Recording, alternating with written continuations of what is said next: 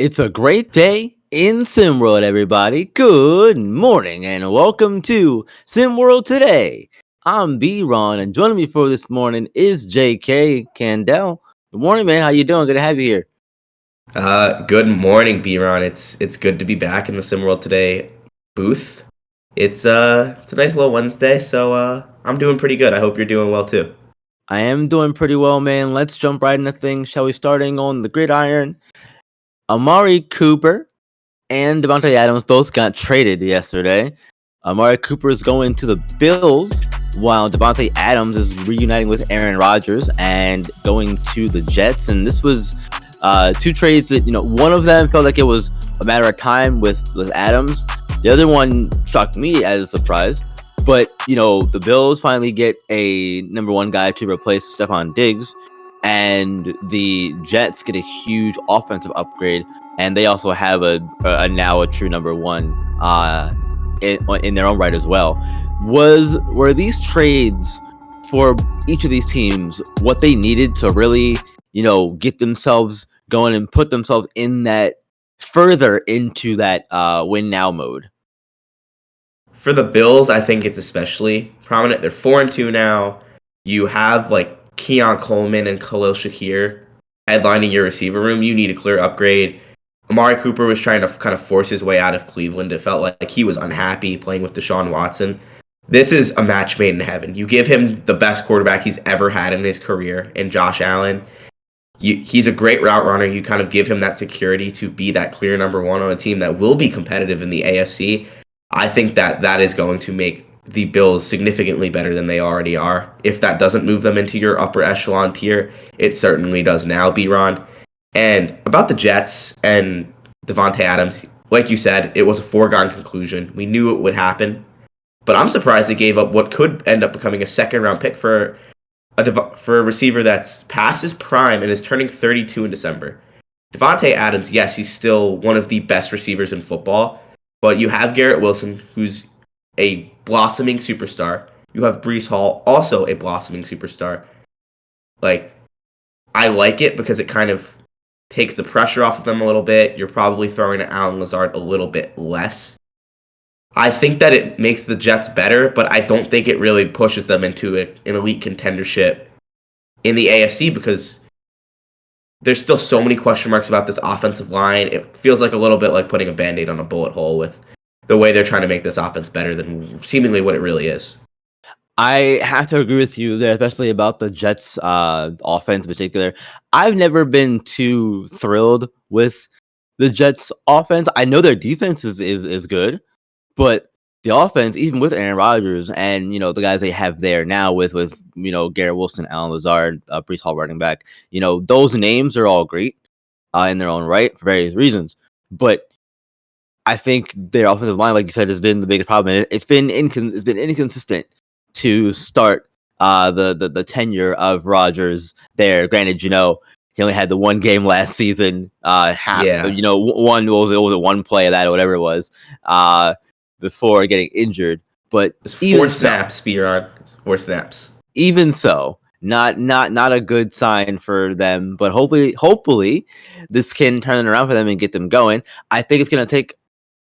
I'll say this about the Jets move in particular because I'm a little more high on the Bills move. The Jets move in particular, I think it gets them in a position to be a potential wild card team and make the playoffs now with Adams in the fold. I'll say that much. But I think that that's kind of as far as their ceiling is, as high as ceiling is right now. With the Bills, on the other hand, the Bills move I think is much better because I've always had, I think I had said it on Tuesday's show with JR. I think that the Bills are in that upper echelon conversation still in the AFC. When you talk about top teams in the AFC, you got the Chiefs, Bills, Ravens, Bengals. Those are still my personal top 4 in the AFC. You can even Houston in there. Bills are struggling. Yeah, you can put Houston in there, but they're in terms of tenure and proving it to me, those are the 4 that have done it consistently over the last couple of years. So that's why they're in my top 4 because they proved it to me before. But so with the Cooper trade, I think that this does give them what they're looking for, and it definitely does. It definitely does put them back into that conversation of being a team that, with Amari Cooper there for getting balls from Josh Allen, that's gonna be crazy to see. We know how good Allen can be for the Bills when he is firing on all cylinders, which he has been this season. Yes. Yeah, absolutely, 100%, 100%. Look, he's firing on all cylinders. Miami in SimWorld U-Land, they look to have, they did get back to their winning ways last night with a 90-85 win over Illinois. And in that win in particular, they had to come back from 15 points down. They were down 44-28 in the second at the end of the first half, and ended up outscoring Illinois 62-41 in the second half to win that game. But D'Angelo Jordan in particular, the shining star for the Fighting Illini freshman, he did not have himself a great game at all. He scored 11 points. He had nine rebounds here, but he only shot 28%. If I'm reading the number, shot 4-14 from the floor, I believe. Yeah, not good at all. Not good off for him. And on the other side, the Hurricanes finally get production from a lot of their guys on a consistent night. And even a guy like Carmelo Outlaw, who's not who hasn't shown so far anyway, that he's, a big scorer, but he was also one of the 1, 2, 3, 4, 5 Hurricanes in double digits last night for them. So with Miami, getting that win last night, are they back on track, or is this just one win and they need to continue to prove it to you? No, they were never gone. That game against Florida was as disastrous as they come, but every single top team in SimWorld U this season has kind of shown a little bit like we're a great team, but they've kind of shown that they have flaws, they have holes. Every single team has them. Miami's no different. We saw how great they were last season. We know that they were the number one team for a little bit, but this is a ranked win. They came back. They came from behind and won. You mentioned the 5 in double figures. Yeah, they're back on track. They're one of the most talented rosters in SimWorld U. I don't think they were ever really gone. I just thought it was kind of more one game that really just didn't go their way. But I'm very impressed with the way they fought, because Illinois had 6 players in double figures, and they really contained D'Angelo Jordan. He shot 4 for 14 from the floor. That's why they won that game. They found ways. No. They found a way to win that one. And you're right. That's all you can really say for one of the top teams in SimWorld U. Yeah, no, yeah. Look, I hear you. And I understand. Everybody is. Some people anyway are more higher on Miami than others. A lot of people didn't expect them to have the kind of success they had last season, because that's kind of an anomaly in terms of win record and the production on offense in terms of points per game, that kind of thing. But I'll be honest here. I'm not too sure that they're back on track just yet. And it's because they had to come back from 15 down to do it. Look, on the one hand, glad they did it, because it shows you can do it. And that's one of the things that as a top team in SimWorld U, as a top team in any kind of league, you have to be able to do those things from time to time. That is good. Proud of you. Good job.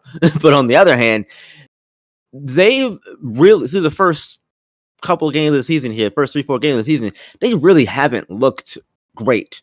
Between the 1-point win against Marquette to start the season, and then not Davidson, that was Kentucky. I get my teams mixed up here, but throughout the first couple of games, they haven't really looked good to start the season. So they've won games, yes, and their loss to Florida was bad, yes. And this one here again, same kind of situation here. You come back from down 15, haven't won the game, but I'm still not sold just yet. And I was a fan of Miami coming into the season. I was one of their biggest, supporters in terms of them being the team that was going to, kind of just do it again. That's what they did last season. So they're gonna do it again with the same roster, pretty much, adding two extra guys who can make plays in their own right, but they haven't shown it to me yet, really. Yeah. So I'm not so sure that they're back on track just yet. I'm not ready to give them that kind of crown. But to the other SimWorld U game last night, Houston blows out Louisville 80-60, and this was, for me, JK, this was one of those where, I had been wanting to see what Houston can do for, the last, year or so, since they got the talent that they have here. They've got Carl Holmes, now the star freshman, Call Abdul-Rauf. They've got Aji Favenley, Freddie Stonewall. These are Derek Long. These are all, those 5 names. Those are all extremely talented players right there. And last season they disappointed. Sure, wasn't great, but they had the talent to do it. Kelvin Sampson, apparently, allegedly, on the hot seat there in Houston. This was a win where, for me, this kind of showed me what Houston can do. They are the number 8 ranked team in the nation, Louisville 24. In this game in particular, did this game show you that they can compete with the top teams in SimWorld U? Absolutely. The Cougars came to play. Carl Holmes had a massive night. You talked about all that depth. You have Freddie Stonewall. You have Kola Abdul-Rauf. You have A.G. Fabenley. Like, you have a team that is arguably the deepest in the country, and that's going to be such an asset come Hoopsteria. But this team winning a game in such a commanding fashion this early on in the season is proving that they're trying to shed that little disappointment narrative from last season, and that they have a lot more to prove. They're trying to keep Coach Sampson's job, and they're trying to prove that even in the American Conference, even in one of the smaller conferences in SimWorld U, they're still a threat to win it all. And I think they're proving that they are. I would love to see them do it. And speaking of a lot to prove, let's get on to our guest this morning, because we have SimWorld Atlantis coach, Tomas Kusa. Good morning, coach. Good to have you here. Or I guess I should get afternoon for where you are, right? Where are you calling in from this morning? Yes. Thanks for having me, guys. I'm calling from back in Finland, taking a bit of time here. About 2 p.m. right here, so not quite morning like it is for you guys. Yeah, not quite. Well, look, it's good to have you here. Good to have you here, coach. Really is. I wanted to talk firstly about SimWorld Atlantis. With the new season tournament format going on, you guys started off with a Northwest Hoop Summit championship win this past weekend. What do you think that this says about what people can expect from you all this season? Well, it shows that we are one of the top teams in the whole prep. That's a given after this, I think. I did go into the tournament thinking that we have a really good team, very talented team. But I do have to be honest that 20-30 point win in the knockouts and finals were not something that I was quite expecting at this point of the season. So yeah, it was an amazing way for us to start, but we'll just go to the next tournament and see what else works for us. Coach K, appreciate you taking the time to talk to us. We spoke a little bit about Bjarni Johnson. With just, what do you think his ceiling is in his final season at SimWorld Prep and later on in his career with the way that he performed in the Northwest Hoop Summit last weekend?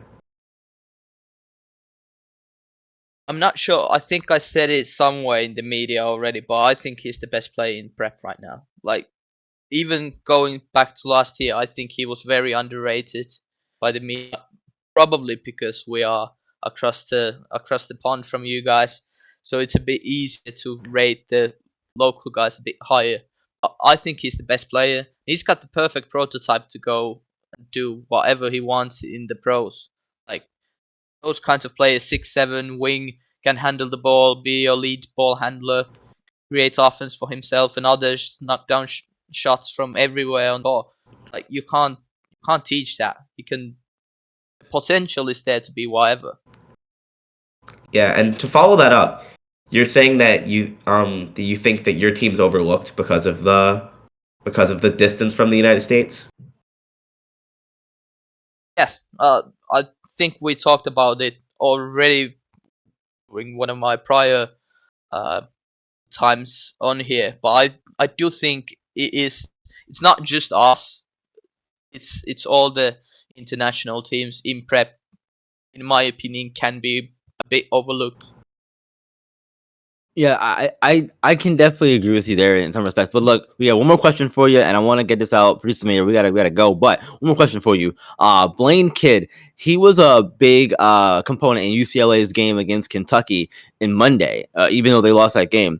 What do you remember about his play, and who from your current group of players that will be leaving this season could you see having a similar impact in SimWorld U for a team next season? That's a tough one. Just to start with, a player from my own team. I well, Bjarni, I think will be again. He will be the best player in a squad. Uh, and but I think Guido Parmesini is someone that is not looked at that much as being able to be one of the best post scorers in the whole in SimWorld U. And then about Blaine Kidd, I do remember he was a great player in prep level, but I do but yeah, he's he was a good player. He wasn't like one of the top players that we focused on, so it's not like it shows that what you are at the prep level doesn't mean what you are at the next level. You can always improve on your game, always go forward. That's the goal. Like prep level is never the end goal. Yeah, exactly. And that's a great spot to end it there, Coach. Great message. Thank you for joining us again. I really appreciate the time. Have a good rest of your afternoon, and we'll look forward to talking to you again soon. Thanks, guys. You're welcome, of course. Well, that does it for today's show. Thank you all very much for tuning in and watching, listening, as well being a part. Do all things you usually do, like the video, subscribe to the channel, hit the notification bell so you can know when all of our shows, games, streams, all that good stuff here on SimWorld TV go live for you all. Remember, SimWorld is the only place you can see the game, be the game. We'll see you back here tomorrow for more SimWorld Today.